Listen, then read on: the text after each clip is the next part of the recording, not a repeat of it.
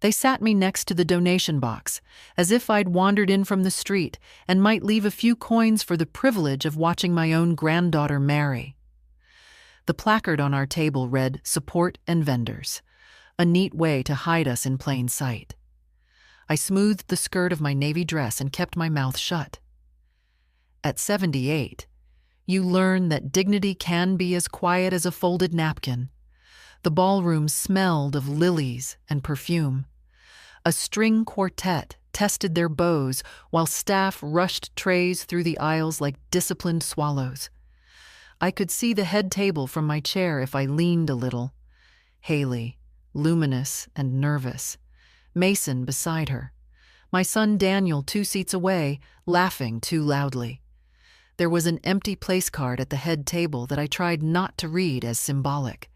The florist had done a fine job, white roses breathing over glass, candles trapped in cylinders like ships in bottles. Pretty, expensive, careful. Everything but kind. "Can I bring you water, ma'am?" the young server asked. He had a soft, worried face and a burn on his wrist. Kitchen mark. I liked him instantly. "Water is good," I said, and later, coffee.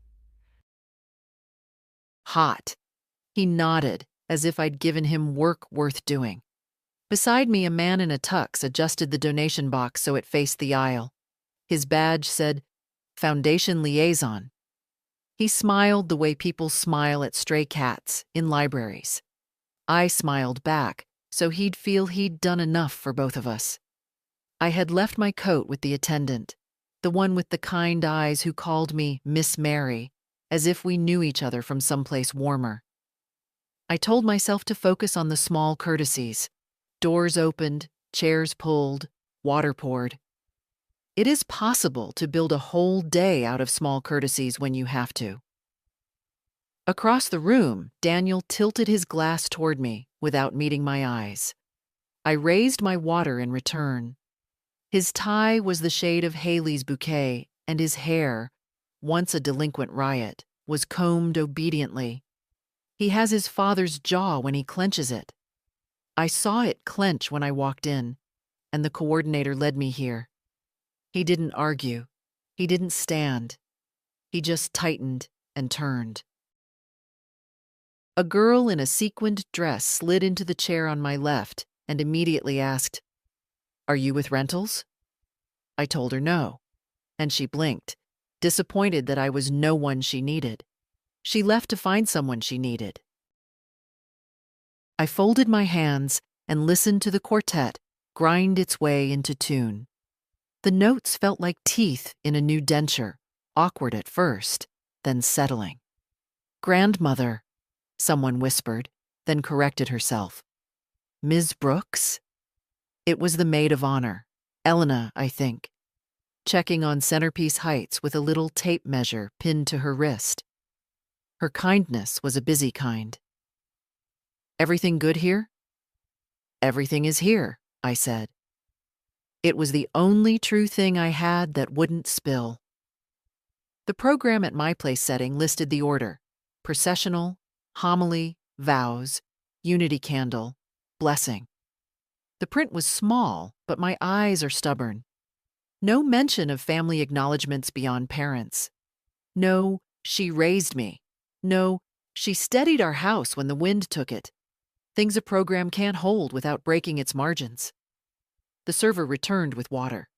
He hesitated, then angled his body to shield me from the room. "If you need a different seat," he whispered, not offering what he couldn't give. "I'll be fine," I said. He believed me the way people believe doctors because the white coat says so. I touched his sleeve, careful of the burn. "Thank you." From the head table, Haley looked everywhere and nowhere, the way brides do when 100 eyes ask for her at once. For a heartbeat, she found me. Her smile flickered, then steadied into the public one. I pressed my lips together and pretended the candlelight blurred things, not my age. At the front, the priest spoke softly with the coordinator. a silver-haired man with shoulders that had learned to carry other people's days. He wore a clerical collar and a patient expression, the kind I respect. When he turned his head, his gaze found the far tables first, the safe ones. Then he kept scanning, row by row, as if reading a book he'd misplaced. When his eyes reached mine, they paused, and in that pause I felt a measure taken. My hands were steady on the linen. I thought of the envelope in my purse, stamps, an old habit, and the paper I'd signed months ago on a quiet afternoon when this wedding was still a promise and not yet a performance. I felt for its weight without reaching. A woman can be small and still carry something that shifts a room. The quartet settled into their prelude. The room rose in a hush like bread. The coordinator raised his arm to cue the doors. Somewhere behind them, Haley would be lifting her shoulders, filling her lungs, ready to walk through a life she can't yet see. I sat where they'd put me and made myself ready too, not for a fight, not for a scene, but for the sort of truth that doesn't move its chair and still changes the table. The door to my bedroom creaked when I opened it, as if it too was tired of pretending everything was fine. I stood in front of the mirror, the one James and I bought for our anniversary back in '78. The glass had a small crack in the top corner now, but it still showed me plainly. A woman in a deep navy dress with hands that had worked a lifetime, eyes that had seen too much, and lips pressed tight with something that wasn't quite sorrow and wasn't quite rage. They'd placed me at the furthest table from the altar. Round plastic chairs, no decorations, no name cards. The kind of table you'd expect someone to sit at if they'd arrived uninvited, and no one knew what to do with them. A teenage cousin gave me an apologetic glance when I sat down. Her name was May or Maeve. I couldn't remember anymore. She fiddled with her phone the whole time, only pausing to ask if I wanted water. I smiled and said, "Yes, please." It was all I could do not to get up and leave right then. I watched the reception swirl in front of me like I was underwater. Soft jazz, white roses everywhere. Marissa's dress shimmered like something out of a bridal magazine, though this wasn't her wedding. This was Rebecca's day, my granddaughter. My sweet, careful, curious girl. Now a bride, now grown. And I was seated at what might as well have been the janitor's bench. A few people noticed me, nodded awkwardly. One of Marissa's friends whispered something into her ear while looking at me, and they both laughed. I didn't need to hear the words. I knew the tone. She's here? Who invited her? She still wears that old necklace? That necklace. James gave it to me the year our son turned 10. A single pearl. He said it reminded him of the moonlight the night we first kissed. I wore it today for Rebecca. I thought maybe she'd notice. Maybe she'd remember. Instead, I sat alone at a table with no salt shaker, no centerpiece. Nothing but a folded napkin and the ache of knowing I'd helped pay for the flowers, the cake, the tent. I pulled my gloves off slowly. My fingers were trembling, not from age, but from something worse, humiliation. And then, without warning, the music stopped. Just like that. A sudden hush rippled across the room like a dropped glass. At first, I thought something had gone wrong. Power outage, perhaps, or a medical emergency. But no. It was the priest. He stepped forward to the front of the room, holding a small white card in his hand. He cleared his throat, smiled, and said into the microphone, "Before we bless the couple, the bride has asked that I invite a very special guest to speak." My heart stopped.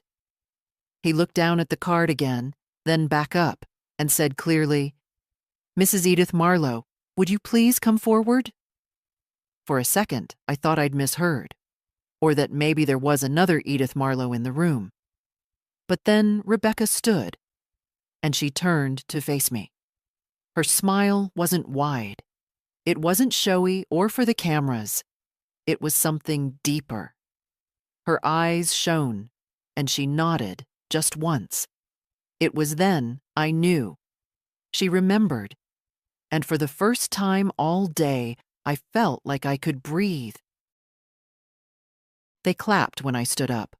Polite, uncertain clapping, the kind people give when they're not sure if they should. I didn't look at anyone but Rebecca. Her hands were folded in front of her, bouquet resting lightly in her arms, as if the whole world hadn't just shifted slightly toward justice. The priest stepped aside. I walked slowly, deliberately, my shoes making soft sounds against the parquet floor. That walk, it was the longest I'd taken in years. Not because of distance, but because of what it carried. I passed table after table, faces turned. Some I hadn't seen in decades, some I'd never seen at all. Cousins, neighbors, work friends. A few had the decency to lower their eyes. Most just watched. I spotted Daniel, my son, frozen mid-chew. His fork hovered near his mouth like he'd forgotten how to eat. Beside him, his wife Janine whispered something I didn't catch. I reached the altar. Rebecca stepped forward and held out her hands. She didn't say hi or thank you or I'm sorry. She just took my hand in both of hers and said, "Would you bless us, Grandma?" My throat closed. All I could do was nod. The priest offered me the microphone. I didn't take it. Instead, I turned toward the room, scanning every face, every eye. I wanted them to hear me without amplification. I wanted them to feel it in their bones. "I raised this girl," I said. My voice wasn't loud, but it was steady. When her mother couldn't, when her father didn't know how. I held her when she cried. I taught her to tie her shoes, to make soup from nothing, to tell the truth even when it hurt. Rebecca squeezed my hand. "I wasn't going to come today," I said. A few guests shifted in their seats. Daniel's face turned pale. Because I was told, in every quiet way a family can say it, that I wasn't wanted. Silence now. The kind that presses into your chest. "But this girl," I said, nodding at Rebecca, "she remembered. Not because I asked her to. Not because I insisted. But because she's decent. Because she was raised to see what matters." I turned back to her. My blessing is simple. Love with truth. Fight fair. And when the world tries to make you small, remember the women who came before you, who stood up in rooms where they were asked to sit down. I kissed her forehead. The priest reached for the mic again, but Rebecca stepped forward and hugged me. Arms tight, face buried in my shoulder, like she was 5 again and afraid of thunderstorms. The room stayed quiet, like it didn't know how to restart itself. I didn't linger. I walked back toward my table without a word, without looking left or right. I passed Daniel, who stared at his plate. He didn't say a thing. Back at the donation table, the server, the one with the burn on his wrist, gave me a look I'll never forget. Respect. Pure and unfiltered. He placed a fresh cup of coffee in front of me without asking. "Still hot," he whispered. And it was. The coffee sat untouched, not because I didn't want it, but because my hands were still humming. The kind of humming that doesn't show on the outside but vibrates deep in the muscle. That soft aftershock of having said the truth aloud. Rebecca had returned to her place. The ceremony resumed, smoother than I'd expected. As if the room, unsure of what had just happened, had collectively agreed to pretend it had always been part of the plan. But I knew better. Daniel hadn't looked at me once since I sat down. Not even when the priest made a quiet joke about family blessings being the strongest kind. He just poured himself more wine and whispered something to Janine, who smiled the way people smile when they're trying to disappear into their dresses. I heard the clatter of silverware from the kitchen, plates being warmed. Somewhere behind me, a child was fussing, hushed quickly by a tired mother. Life didn't pause, not even when your dignity was dragged back into the light. The young server, Marcus, I saw now on his tag, returned. "Meal's coming out in 5, ma'am. Would you like anything special?" "They have a vegetarian option, or we can get you—" "I'll take whatever they're having," I said. "I've had enough accommodations for one day." He hesitated, then smiled, nodded, and vanished back toward the kitchen. Across the room, someone was giving a toast, one of the groom's uncles, full of self-importance and stale jokes. People laughed, not kindly. I looked down at my napkin, folded into a triangle. Neat. Too neat. Once, long ago, I taught Rebecca how to fold linen napkins for Thanksgiving. She was 6 and wanted every place setting to have a fancy shape like at the hotel. We practiced for hours until her tiny hands learned the creases. I wondered if she remembered. She must have. She must have remembered more than I thought. The plates arrived. Salmon with lemon glaze, asparagus arranged like fence posts. Potatoes, too buttery. A safe menu. Fancy enough to impress, dull enough to offend no one. The table next to me was filled now. Mostly young women, giggling, scrolling through their phones, barely touching their food. "Excuse me," one of them said, turning toward me. "Can you take a picture of us?" I blinked. "You think I work here?" She looked mortified. "Oh, God. I just thought... you were sitting... I'm so sorry." I took her phone anyway. "Smile," I said flatly, and pressed the button. The flash caught Daniel's face in the background. His eyes were on me for the first time all evening. After the photo, the girl mumbled thanks and turned away, her friends whispering. One of them giggled. I reached for my fork. The salmon was overcooked, but I ate every bite. Because this was still my table, even if they'd tried to make it otherwise. Halfway through the meal, Rebecca stood again. "Before we dance," she said, "I just want to say something." The room quieted. I know we're not supposed to give speeches at this part, but there's someone here who means everything to me. Someone who's shown me what loyalty looks like, what survival looks like. She paused. My grandmother. People applauded. It wasn't thunderous, but it was real. She taught me that kindness isn't always soft, that love sometimes says the hard thing, stands the lonely ground, does the thankless task, and still shows up with a smile. Her voice cracked just slightly.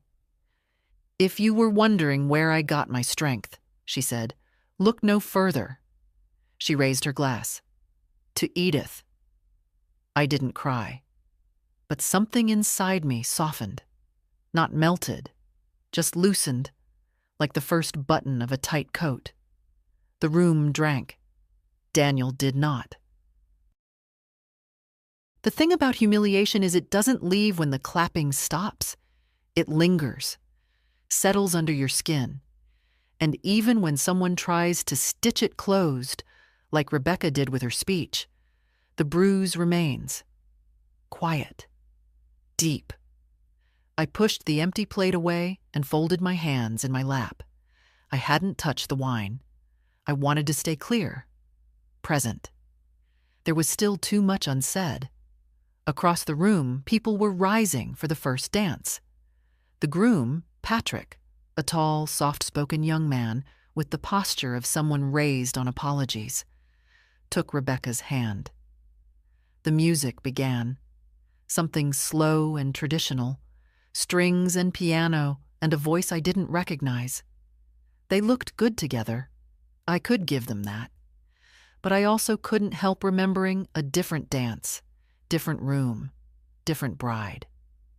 The day Daniel married Janine, I was asked to arrive early to help with the flowers. Because you're good with your hands, Mom. I arranged centerpieces for 2 hours straight, standing while the others sat, fussing over hair and dresses and nothing. No one offered me water. No one said thank you. When the photographer arrived, I was asked to step aside just for a minute. That minute lasted the whole album. Now here we were again. Janine stood at the edge of the dance floor, smiling too broadly. Her dress was dark green, a little tight, a little young. She clapped politely, occasionally glancing toward Daniel. He hadn't moved. His fingers tapped against his glass like he was keeping time to a different rhythm altogether. I knew that rhythm. It was guilt. And guilt, I've learned, is a poor host. It makes people uncomfortable in their own homes. The music changed.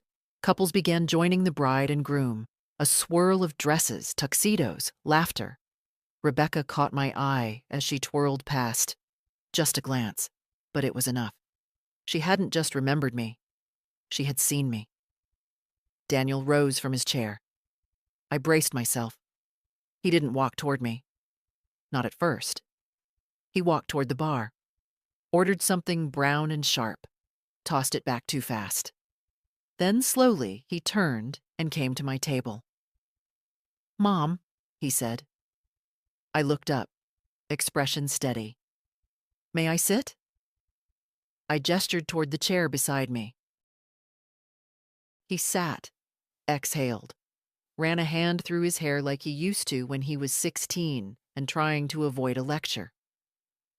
"I didn't know she was going to do that," he said. "Neither did I." Pause. "I wasn't trying to hurt you." "But you did." His shoulders sank a little. "I just thought you'd be more comfortable here." "Comfortable?" I turned to face him fully now.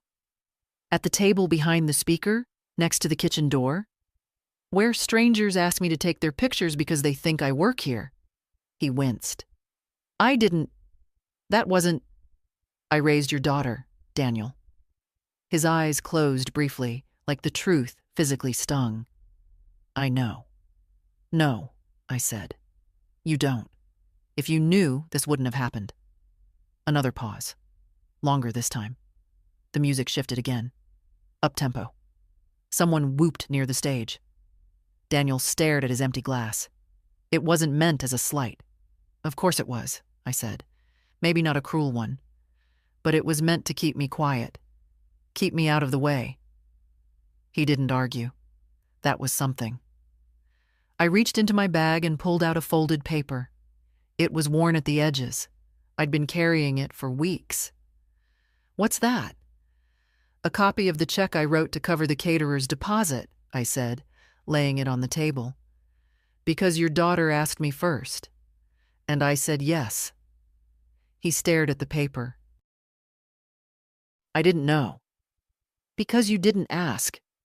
He sat very still. "I'm not angry," I said. "Not exactly. I'm tired. I'm tired of being erased by the very people I carried." He looked up at me then, and for a second I saw something real. Not shame, not embarrassment. Something closer to recognition. "I'm sorry," he said, voice low. "I know." We didn't hug. We didn't cry. We just sat there. Two people bound by blood and mistakes. And somewhere beyond us, Rebecca danced. I didn't expect him to stay. After a few minutes, Daniel stood, folded the paper neatly, and slipped it into his jacket pocket. He mumbled something about checking on Janine. I didn't stop him. There's a kind of apology that doesn't ask for forgiveness, just space to retreat. That was his. I sat back in my chair and watched the celebration roll on like a river I'd stepped out of. The music had turned lively again. Something from the 90s, I think. A wave of nostalgia washed through the younger tables. People danced, shouted lyrics, took photos. Everyone playing their part in the ritual of pretending nothing awkward had happened. But some faces still glanced at me now and then. Curiosity, discomfort, a few with the kind of quiet nod that said, "I saw it. I heard it." That was enough. Marcus, sweet boy, came by again, offering a small slice of cake. "I know it's not much," he said, "but it's the good part. Corner piece, with extra frosting." "Then I'm in excellent company?" I said. He grinned. "You want coffee with it?" "You read my mind." He returned a minute later with a fresh cup and 2 sugars. No questions asked. I sipped slowly, grateful for small mercies. That's when my phone buzzed. I don't keep the ringer on anymore. The sound is too sharp, too demanding, but the vibration was gentle, like a reminder. You're still here. It was a message from Helen, my old neighbor from Oak Ridge. "Watching the live stream. Did you just speak? That was incredible. You looked fierce. Hope you're okay.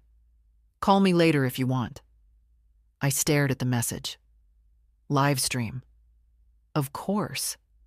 Rebecca had mentioned something about broadcasting the ceremony for out-of-town guests. I hadn't realized it included the reception too, which meant the whole thing, the walk, the speech. Daniel sitting beside me like a boy in trouble. All of it. I smiled. Barely. Not from pettiness. From relief. When you've been told you don't matter, there's a strange comfort in knowing someone, even a stranger, saw the truth unfold. I typed back. "I'm fine. More than fine. I'll call you tomorrow. Thank you for seeing me." I put the phone away and let my gaze drift toward the dance floor again. Rebecca was now dancing with her grandfather, Patrick's side. A tall, wiry man with big hands and a bashful smile. I watched the way she leaned in, said something to make him laugh. She was always good at making people feel at ease. When the song ended, she came toward me. No hesitation. No glances toward Daniel. Just walked right up and sat beside me. "You okay?" she asked. "I've had worse meals," I said, sipping my coffee. She smiled. I meant more generally. I looked at her. "You didn't have to do what you did." "Yes, I did." "No," I said gently. "You chose to." She looked down at her hands. Her nails were painted a soft rose gold, the same color I'd worn at her graduation. She noticed my glance. "I picked that color for you," she said. "I remembered you said it made your hands feel elegant." That nearly undid me. "You remembered." "I remember more than you think, Grandma." We sat in silence for a bit. Then she leaned her head on my shoulder, like she used to when I read her stories before bed. "I'm sorry," she whispered, "about where they put you." "About all of it. You don't have to carry that. But I do." I didn't tell her to let it go. I didn't give her some tired line about forgiveness or moving on. I just said, "Thank you for seeing me," and meant it. The music picked up again. Guests laughed louder. Someone spilled a drink and shouted an apology. Life, as always, moved forward. Rebecca stood. "Don't leave before I come back," she said. "I won't." And for the first time that day, I believed it, that someone wanted me to stay. The cake was good. Not exceptional, not memorable, just good. Sweet, a bit dry near the edges, with frosting thick enough to coat the roof of your mouth. But I ate it all. Not because I was hungry, but because it was mine. Mine to eat, mine to enjoy, and no one could take that from me. A small girl wandered past my table with chocolate on her cheek. She gave me a grin, toothless in the front, and waved. I waved back. Her mother scolded her gently, then caught my eye and smiled apologetically. I nodded. We understood each other. Two women carrying someone else's noise on our backs, trying to stay kind. The music softened. Some slow tune I didn't recognize. I saw Daniel standing near the bar again, a fresh drink in his hand, speaking quietly to one of Patrick's groomsmen. He wasn't laughing. His tie was a little looser now, his shoulders tight. He looked older than he had that morning. Older, or just more real. Funny how age shows when you lose your shield. I thought about the wedding gift still sitting in my purse. Weeks ago, I'd written the check, a substantial amount, tucked it into an envelope lined with gold. No note. No instructions. Just quiet support. My plan had been to slip it to Rebecca privately after the ceremony. No fuss, no scene. A final gesture before I faded into the background again. But tonight had rewritten everything. I reached into my bag and pulled the envelope out, smoothing its edges with my thumb. The gold lining caught the light from the chandelier. Rebecca deserved it. Not for the speech, not for the hug, but for the way she had never let the world shrink her. She'd seen me. She'd always seen me. I would still give her the gift. Not because I owed her, because I wanted to. There's a difference, and at my age, you learn to honor it. Ms. Marlowe? I looked up. A woman stood at my table, late 30s, graceful, the kind of guest who didn't need to be introduced. She looked familiar, though I couldn't place her. Yes? I just wanted to say, your blessing earlier. It was beautiful. I raised an eyebrow. I wasn't sure if anyone else heard it. Oh, we all did, she said, her voice soft. Most of us just didn't know what to do with it. I gave a half smile. That's the problem with truth. It shows up without instructions. She laughed quietly. Well, thank you for saying it anyway. I nodded. She didn't linger, didn't make a show, just left the words and walked away. Another couple passed me soon after. The man touched my shoulder gently and said, "That was powerful." The woman beside him just said, "It needed to be said." Little by little, the room changed. Not loudly, not dramatically, but I felt it. Noticed. Not ignored, not erased. The small girl with chocolate on her cheek passed by again, now holding a flower petal she'd rescued from the floor. She handed it to me without a word. For me? She nodded, solemn, then ran back to her mother. I placed the petal next to my coffee cup and watched it curl gently at the edges.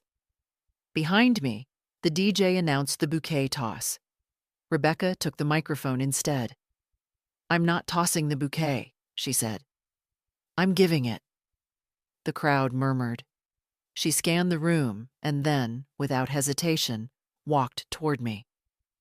"Grandma," she said, "you caught it a long time ago. You just never got the flowers." She handed me the bouquet, white roses and eucalyptus, tied with a satin ribbon. The room clapped again. A few people rose. Some took photos. One woman wiped her eyes. I didn't rise. I just held the bouquet and let it rest in my lap.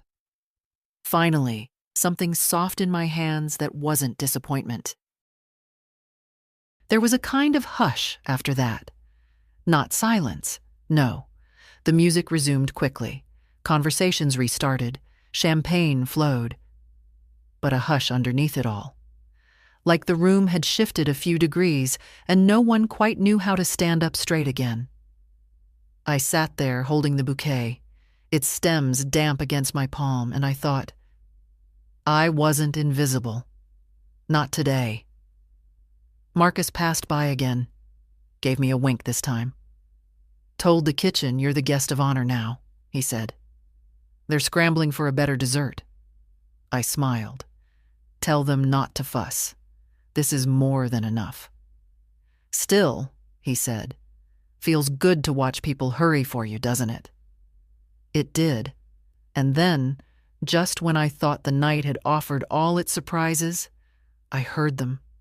Words not meant for me, but loud enough, careless enough. She made it about herself. The voice was male, sharp, rehearsed. One of Patrick's uncles, maybe. Or a cousin trying too hard to sound clever. She's just a grandmother, he added. Did we really need the whole speech thing? Another voice, lower, muttered. It was kind of awkward. My hand didn't shake. My breath didn't catch. I just set the bouquet down gently on the tablecloth and turned my head, slow and deliberate. They weren't even looking at me, which made it worse. Like I was scenery again. Like the woman who blessed the bride had evaporated into linens and glassware. They laughed, quiet but cruel, and kept talking. I didn't interrupt. I didn't march over, wave a finger, demand an apology. I simply stood up, and that was louder than anything I could have said. A few heads turned. Rebecca saw me. Her brow furrowed. I shook my head just slightly. Not now. Let them dance. I didn't leave the building, just stepped outside the hall, into the cool night air. The sky was clear, stars sharp as pins. Somewhere behind the hedges, someone smoked a cigarette and argued on the phone. I didn't listen. I just stood there and let the night hold me. The door opened behind me. I expected Marcus. Maybe Rebecca. But it was Janine. She stood there in her too tight dress, holding her heels in one hand, her other hand resting awkwardly on the door frame like she'd forgotten how to stand. Mind if I join you? I shrugged. It's a free country. She stepped out, barefoot now, wincing a little on the gravel. I was going to say something earlier, she began. You didn't. She flinched. No, I didn't. We stood there in silence. Long enough for the wind to tug at my sleeves. Daniel's trying, she said at last. Trying what? To see you differently. I nodded. That's good. He's had time. She crossed her arms, hugged herself. You know, he was scared about the speech. He should have been. She blinked. It wasn't for him, I added. It was for her. Janine looked down at her feet, wiggled her toes against the cold. She's strong, she said, almost to herself. That came from you, didn't it? No, I said. It came through me. There's a difference. More silence, but not tense this time. Just full. She finally looked at me. Really looked. I never thanked you for all the years. For raising her when I couldn't. I didn't do it for thanks. I know, she whispered. And I believed her. We didn't hug. We weren't built for that. But we stood there side by side, the ex-wife and the mother, each with our own regrets tucked into our purses like breath mints we forgot to throw away. Inside, the music had shifted again, louder now, faster. A saxophone wailed. Someone whooped. I should go back in, Janine said. They'll be looking for me. They won't, I said gently, but go anyway. She laughed, just a breath of it, then turned back inside. I stayed. Let the sky see me. Let the cold wrap around my shoulders like something earned. I wasn't done yet. The hallway just beyond the reception doors was quiet, a patch of stillness tucked between noise and exit. I walked slowly, my shoes soft against the carpet, passing framed photos of other couples who'd married in this same venue. Perfect smiles, perfect lighting. None of it looked real. At the end of the corridor was a small sitting area. 2 armchairs, a lamp, a fern that had seen better days. I sat, bouquet in my lap, coat draped over my arm. I didn't need a break from the party. I needed a break from being seen only when it was convenient. 10 minutes, I told myself. 10 minutes. And then I'd go back in. Smile once more. Hand Rebecca the envelope. Leave quietly. The priest found me first. He walked with the slow confidence of someone who'd spent a life in other people's ceremonies. Baptisms, funerals, weddings, the whole cycle. He didn't rush, just eased into the chair opposite mine and rested his hands on his knees. "You were magnificent," he said.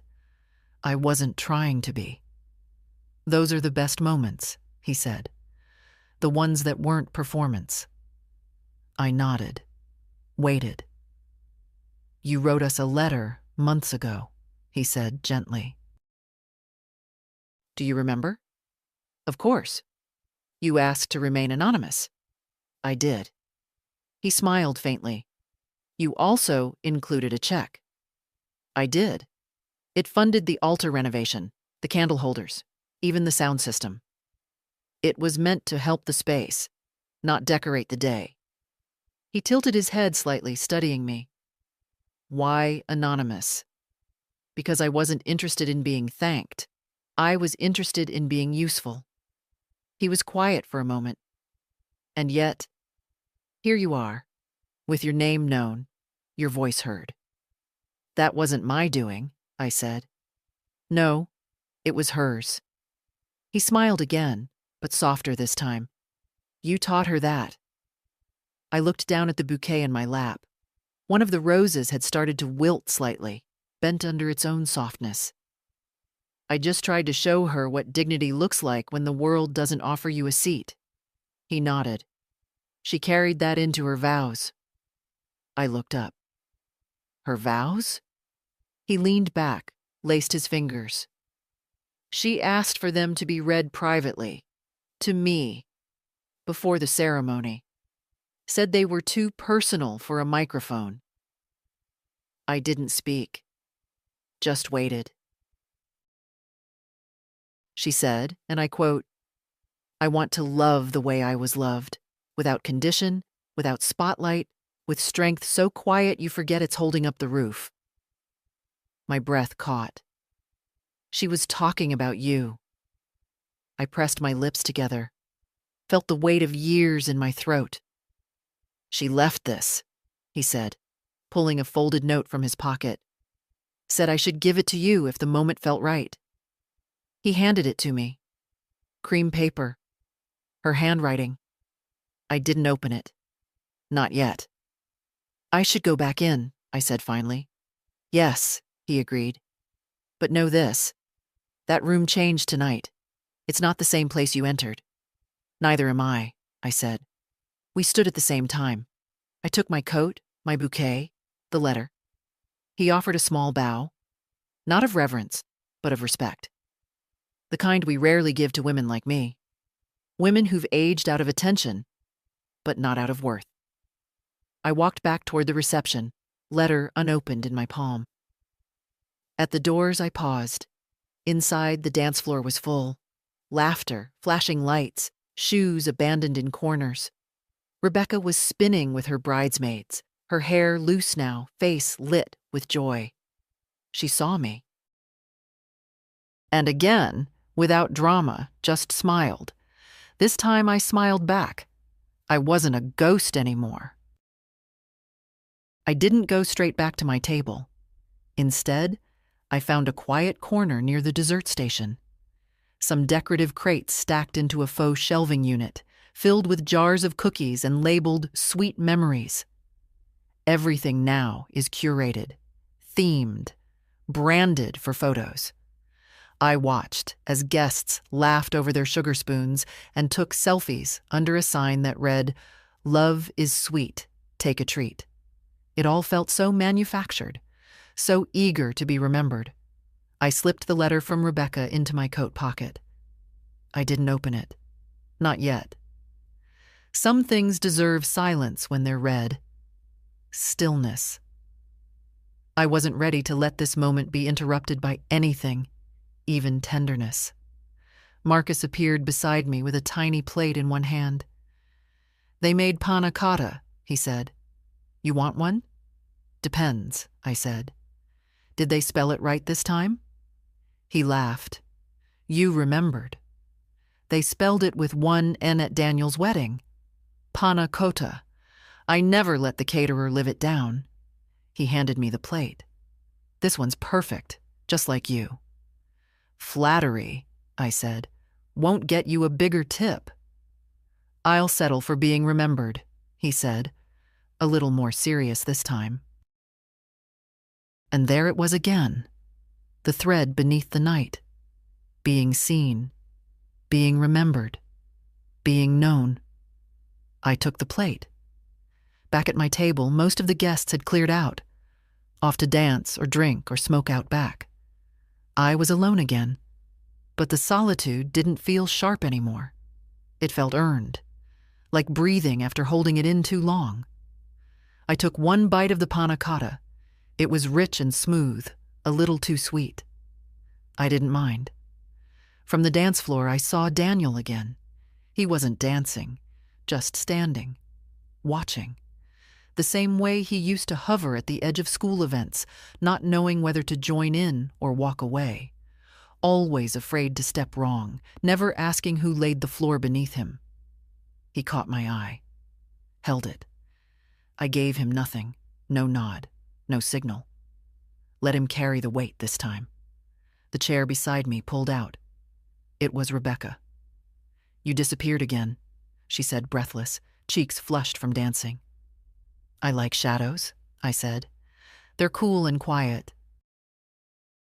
She placed a small favor bag in front of me. "For you." Inside was a silver key, tiny, decorative, attached to a card that read, "Thank you for being a part of our story." "I didn't write the note," she said quickly, "but the key felt right." "What does it open?" I asked. She smiled. "Nothing. It's symbolic." I held it between my fingers. Light, pretty, utterly useless. "I never needed a key," I said. "I was there at the foundation." "I know," she whispered. "That's why I want you to keep it, so you never forget who this house is really built on." I placed the key back in the bag. "I won't forget, but I don't need a charm to remind me." She nodded. Didn't push. There was a long pause, and then she said, "Can I ask you something?" "Of course." "Did I do enough? Today, I mean?" I looked at her. Really looked. She was still the girl who came to me with scraped knees, with broken hearts, with math homework and secrets. But now she was also the woman who stood in front of 100 people and dared to name the one who raised her. "You did what mattered," I said. "And that's more than most." She let out a breath, like she'd been holding it all evening. Then she reached into her pocket. "I have something else." She handed me a photo. It was small, printed on thick paper. Rebecca, age 4, on my lap, holding a wooden spoon like a microphone while I laughed behind her. The edges were worn. I remembered the day. I remembered the soup. "I found it while packing," she said. "I kept it in my shoe today, for courage." I didn't speak. I couldn't. Not then. She stood. "Don't leave before I say goodbye." "I won't." I watched her walk back into the light, where the world applauded her for things I had helped build. And I sat in the dark, finally full. The photo stayed on the table, face up, curling slightly at the edges from the moisture in the air. I didn't touch it. Just let it lie there, like evidence, like memory made solid. I looked thinner in it. Younger, of course. Hair still dark, smile unguarded. And Rebecca? My God, what a child she was then. her cheeks round, her eyes enormous, her laugh visible even in stillness. She was pretending to sing into a spoon. I remember that day. She'd been so insistent on helping me cook, even though she couldn't reach the counter. So I pulled a stool next to mine, and we stirred soup together. Lentils, carrots, onions. She called it magic stew. And now here we were, a room filled with laughter and strangers and sugared words. But this little square of paper, this was the real thing.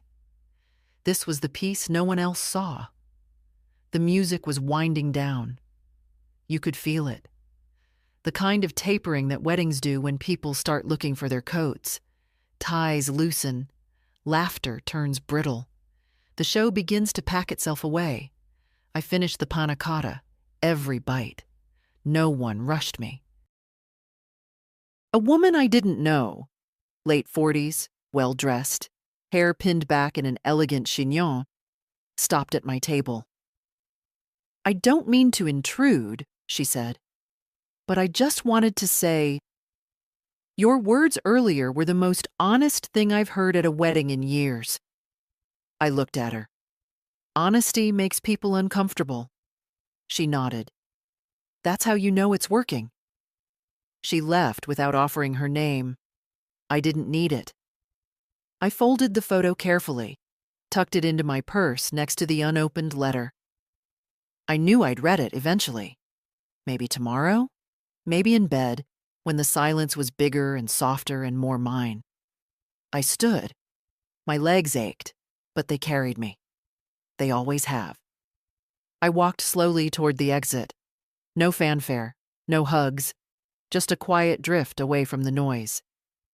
At the coat check, Marcus was waiting. He held my coat like it was something sacred. "You leaving already?" he asked. "It's time." He nodded, helped me into the sleeves. "I hope someone takes care of you the way you take care of others," he said. I smiled. They did. For one night. He hesitated, then said, "You want help getting to your car?" "I'm not fragile, Marcus." "I didn't say you were." That made me smile more genuinely. "Then walk me out. We'll pretend I'm royalty." He offered his arm like a gentleman, and I took it. The night air was colder now, the kind that slips into your collar and settles in your bones. But I didn't mind. We walked slowly toward the parking lot. My car was at the far end, one of the first to arrive, as always. "You driving yourself?" he asked. "Who else?" He didn't argue, just opened the door for me, waited as I settled in. Before closing it, he leaned in a little and said, "You gave that room something it didn't deserve." "And yet," I said, "I gave it anyway." He nodded once. Closed the door. Waited until I started the engine, headlights flooding the asphalt. I drove off without music. Just the hum of tires, just the truth, still settling in my chest. The sky above was clear. And for the first time in a long while, I didn't feel like I had to explain myself to the stars. The house was quiet when I returned. Not just still. Quiet in that particular way a place becomes when it's held too many stories. My coat landed on the hallway chair, same spot as always. Shoes by the door. Purse on the entry table. I moved through the motions like muscle memory, but I wasn't inside them yet. Not fully. I turned on the kitchen light. A warm glow spread across the tile. There was the clock, blinking from a power flicker earlier that day. The mail I hadn't sorted. A vase of fake flowers I kept meaning to replace but never did. This was my kingdom. Small, neat, reliable. But tonight it felt different. Not lesser. Just quieter. I boiled water. Tea, not coffee. I needed something soft. While the kettle hissed, I placed the letter on the table. Rebecca's handwriting had always been a little too careful, like she didn't trust the paper not to betray her. Even her loops were measured. She must have rewritten this at least once, maybe twice. I didn't open it yet. First, I washed my hands.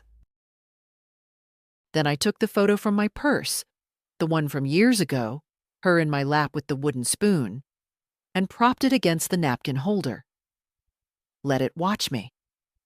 Only then did I unfold the letter.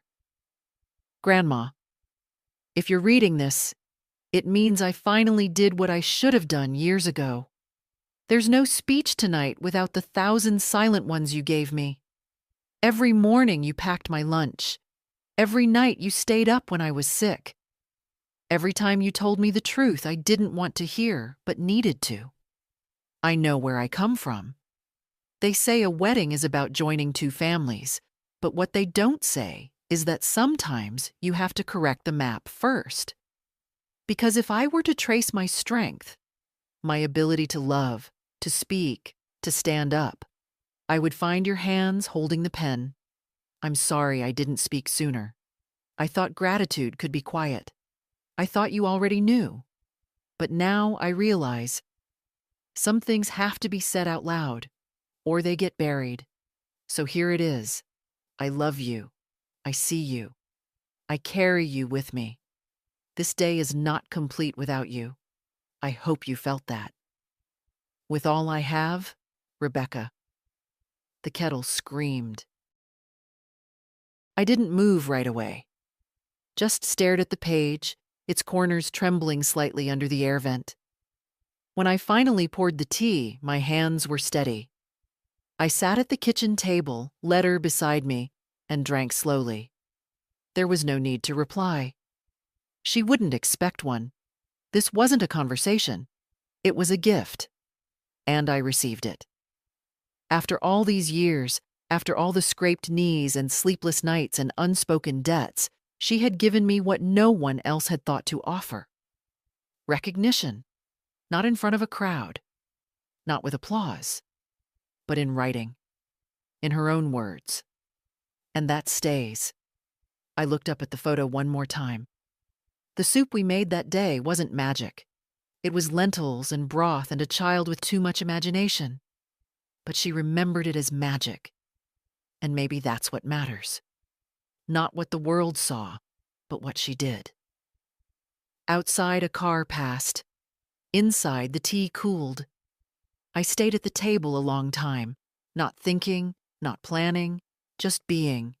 And that, too, was a kind of blessing. The next morning arrived without ceremony. No phone calls, no urgent knocks, no leftover messes from the wedding, at least not in my house. Just the quiet rhythm of the refrigerator humming, the clink of my teaspoon against ceramic, and the old floorboards creaking under my steps like they were reminding me I still lived here, still mattered. The bouquet sat on the kitchen counter, stems slightly wilted now. The eucalyptus held its shape, resilient, understated, my kind of flower. I didn't reach for my phone right away. I didn't want to read texts from distant cousins pretending they hadn't seen what happened. Or worse, trying to compliment it like a performance. Like I'd stood up for show. I hadn't. I'd stood up because if I didn't, I'd disappear entirely. Around noon, I opened the back door and stepped out into the small garden James and I built together. It wasn't grand. A few planter boxes, a wind chime, the old swing he installed for Rebecca back when she weighed less than a sack of flour. I watered the herbs, deadheaded the mums, let the sun land where it wanted. It felt good to do something ordinary after a night like that. Something that had nothing to do with applause or correction, just dirt and water and breath. The doorbell rang around 2. I wasn't expecting anyone. When I opened it, Daniel was standing there. Not with flowers, not with excuses. Just a small, square box in his hands. He looked older than yesterday. Not in the face, in the posture. Shoulders slightly forward, like whatever shield he usually carried had finally cracked. "Can I come in?" he asked. I stepped aside, didn't speak. He followed me into the kitchen, looked around like it was both familiar and foreign. His eyes paused on the photo Rebecca had given me, then the bouquet, then the letter folded neatly beside the sugar bowl. "I didn't know she'd written that," he said. "No reason you should." He nodded, set the box down on the table. "I brought something," he said. "What is it?" He slid it toward me but didn't open it. "Something I found when I was going through Dad's things last year. Meant to give it to you then. Didn't know how." I opened the lid. Inside was a small, worn cassette tape. The kind from the late 80s, labeled in my husband's handwriting for Edith, John, 1989. I stared at it. "I found a player," Daniel added. "Charged it, if you want." He pulled an old cassette player from his bag, set it gently beside the box. No flourish, no pressure. I didn't move. "I'll wait in the living room," he said. "If you'd rather be alone with it." He started to leave. I stopped him with just one word. "Wait." I slid the tape into the player, pressed play. For a second, nothing. Then a crackle. Then my husband's voice, younger, stronger, filled with the kind of certainty time tends to file down. "Edith, you'll probably never hear this unless I'm not around anymore. Which means if you're hearing it, well, damn." I smiled. That was him. "I just wanted to say, if our boy ever forgets, if the world ever makes you feel small, you remember this. You are the reason this family held. You're the spine, the fire, the one who never got to fall apart because everyone leaned on you too hard to notice you needed to." Daniel sat down slowly. "I don't say it enough. You raised our son. You're raising our granddaughter. And when they look back one day, if they don't say your name first, then they've forgotten who fed them when love was running on fumes." Silence. Then a soft chuckle. "I love you, Edith. You're the whole damn roof." The tape clicked to a stop. I didn't cry. Daniel did. Just one breath caught too hard in his chest. He wiped his face and didn't try to hide it. "I didn't know he said that," he whispered. "I did," I said. "Not in words, but I knew." He nodded, reached for the cassette, then stopped. "Do you want to keep it?" "Of course." He stood to go, then paused. "Do you think," he asked, "it's too late for me to be better at this?" I looked at him. My son. My sorrow. My second chance. "No," I said, "but it's later than you think, so don't waste it." He didn't hug me. He just placed his hand on mine for a moment. Warm, real. Then he left, and I stayed. With the photo, the bouquet, the tape, and a piece that didn't need witnesses. I played the tape again that evening. Not because I needed to hear it. I already knew every word by heart. But because sometimes we deserve to sit in the sound of someone loving us without asking anything in return. James's voice filled the kitchen, like he'd just stepped outside to smoke and come back with a story. I closed my eyes and let it wrap around the parts of me that had hardened over the years, the parts that had bent under silence, under duty, under being everyone's "What would we do without you?" until they finally tried. When it ended again, I didn't move. Just let the stillness settle. I thought of the photo, folded in my purse, of Rebecca's letter, of Daniel's voice cracking when the tape clicked off. And I thought of the wedding, how they'd sat me near the door like I was already on my way out. That was the thing, really. They'd arranged me like a relic, something kept nearby out of politeness, not reverence. But what they'd forgotten, what most people forget, is that relics don't need the spotlight. They outlast it. The next morning, I opened the closet in the spare bedroom, pulled out the small fireproof box where I keep the important things: insurance, birth certificates, the deed. I added the letter, the photo, the cassette. These weren't keepsakes. They were anchors. Proof that I'd existed in more than memory. Later that afternoon, Rebecca called. "Can we have lunch next week?" she asked. "Just you and me?" "Of course," I said. "I want to talk about things." "We'll talk." "And laugh," she added quickly. "We always end up laughing." "Yes, we do." She hesitated. "He's trying, you know." "I know. It means something to him now. You do." "That's not new," I said gently. "What's new is that he finally sees it." She was quiet a moment. Then, "Thank you for not giving up on us." I didn't have a clever answer, just a truth. "I almost did," I said. "But then you stood up, and suddenly I wasn't alone anymore." We said goodbye, and I sat at the kitchen table again, hands wrapped around a cooling cup of tea. No noise, no applause, just the weight of everything I'd carried, and the lightness of no longer carrying it alone. I looked at the bouquet on the windowsill, fading now, but still beautiful. Still worth keeping another day or two. And I thought, yes, maybe it took decades. Maybe it took a wedding and a microphone and a tape from the past. But they'd finally heard me. Not because I shouted, but because I stayed. I went to lunch with Rebecca the following Thursday. A small cafe off the main street, the kind of place with scratched wooden tables, real cream in ceramic pitchers, and a bell above the door that rang whether you wanted attention or not. We sat by the window. She ordered soup. I asked for half a sandwich and tea. No one interrupted us. No waiters lingering too long, no stares, no sideways glances. Just two women, one old enough to have seen the world shift, the other just starting to understand what it costs to keep it still.